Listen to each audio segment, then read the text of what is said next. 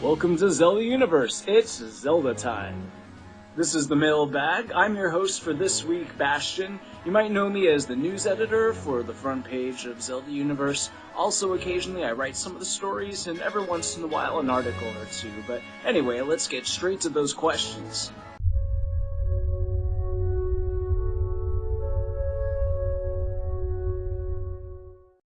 Our first question comes from Isaac20787, who asks, is Skyward Sword your new favorite Zelda game now?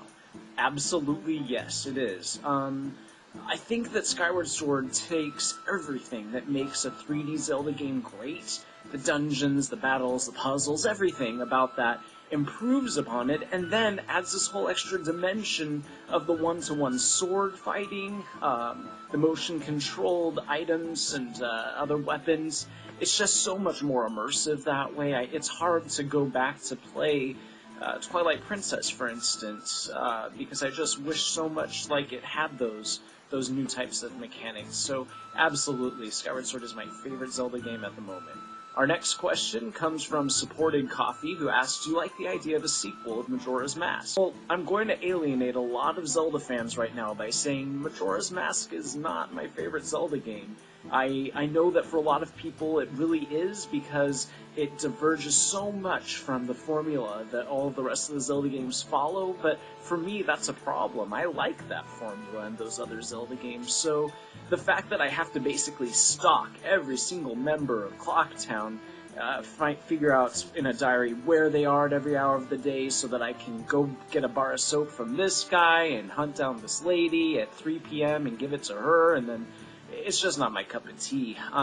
If there were a sequel to Majora's Mask released, would I play it? Absolutely. I'll play pretty much any Zelda game, but I'd probably only play it once. But I would be super excited for those people who are really looking forward to that sort of experience again.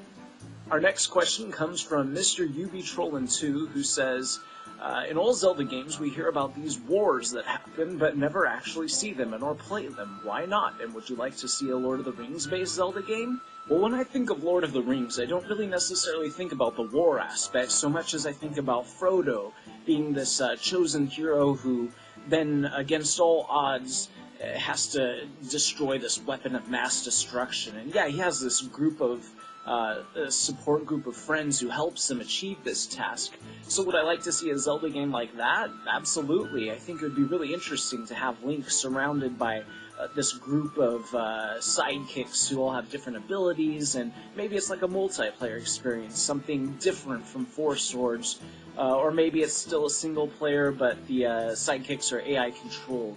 But that sounds really interesting to me. As far as a game that takes place in something like those backstories where we have a big, huge war going on, and Link is just a soldier in that, I really don't think that would work, because the purpose of those backstories is to basically show why this huge force of good could not defeat this huge force of evil, and why it takes that one chosen hero to, against all odds, defeat the darkness. So I really don't think that we'll see anything quite like that in a Zelda game.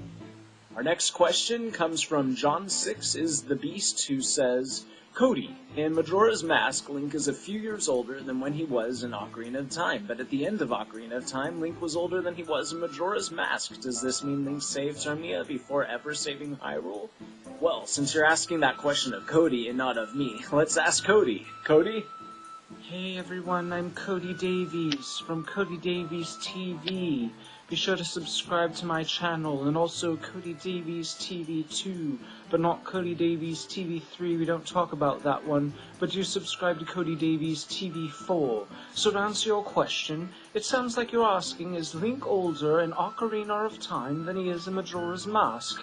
Well, but that clearly doesn't make any sense, because unless, of course, you're confusing adult Link as the one who's gone to Termina, but that's clearly not the case, because Zelda sends Link back in time to when he's a child, and then as a child he gets a little older and goes to Majora's Mask. Any way you look at it, he's older in Majora's Mask. I hope that's answered your question. Cody out. Thanks, Cody. And now we reach the point where I get to feel a little bit like River's song, if you get that reference, and say spoilers. Our first spoilery question comes from the Chaosto, who says, okay, so Impa and Skyward Sword and Impa and Ocarina of Time, obviously two different Sheikah. So why do they have the same name? And that's all that really bothers me about that, because we already know why Impa and Ocarina of Time has been guarding Zelda from birth and such, what with being of the Sheikah clan and being servants of the goddess Hylia/Zelda, but why have the same name? Only thing I can come up with is she was named after the Impa and Skyward Sword or something. So yeah, I mean, that's a perfectly valid explanation as far as I'm concerned, but what we have to remember is that there have been Impas in most Zelda games in the series. The very first Impa that we ever learned about was the Impa back in the original Legend of Zelda, who's the same Impa in the Adventure of Link, and we don't see her in the game, but she's in the instruction manual, and basically what she is there for is to kind of tell Link the plot. She serves that same purpose again in the Oracles games, kind of can say that she does that again in Ocarina of Time. We even have Impas in Twilight Princess, and we can argue that she's possibly another Impa.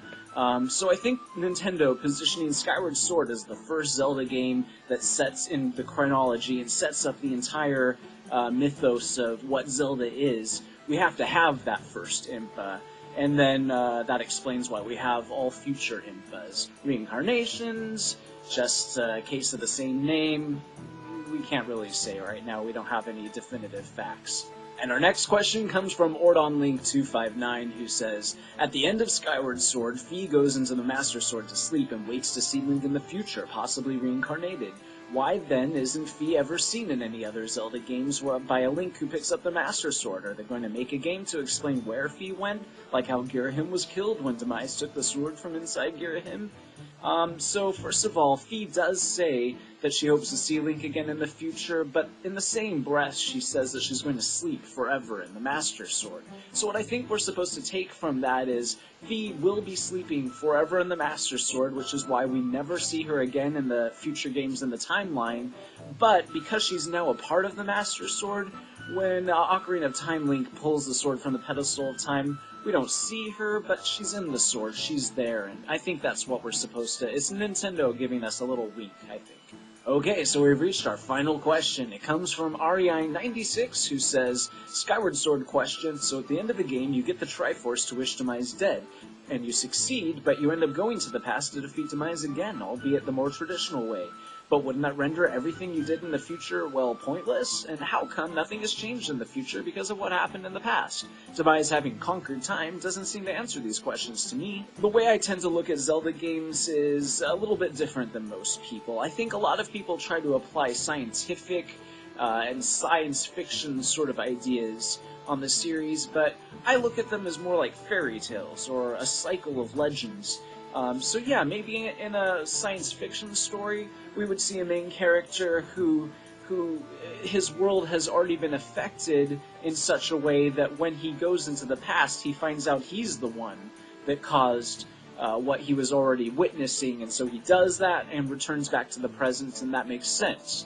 But that's not really how Zelda does the whole time travel aspect. In Zelda, the present is not affected by somebody tampering with the past until after they've already tampered in the past. I know that doesn't make a whole lot of sense, but that's just the way it seems to be in Zelda. This is confused slightly by the fact that Impa can be seen wearing that bracelet that Zelda gives her all throughout the game, even though Zelda doesn't give it to her until the end of the game back in the past. So how I can reconcile that with what I just said, I can't, really. If you have any suggestions as to how that makes sense, please leave those suggestions, as well as any new questions that you'd like to have us answer for you here in the mailbag next week. It will be hosted by our lovely hostess Melpamine, and she'll be happy to answer those questions for you then. Bastian out.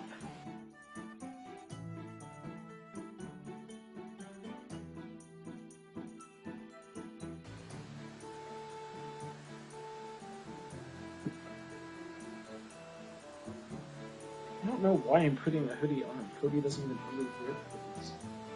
Okay, and our final question comes from OrdonLink259, who says, at the end of Skyward Sword, Fi goes into the Master Sword to sleep and waits to... Okay, this is not the final question. I lied.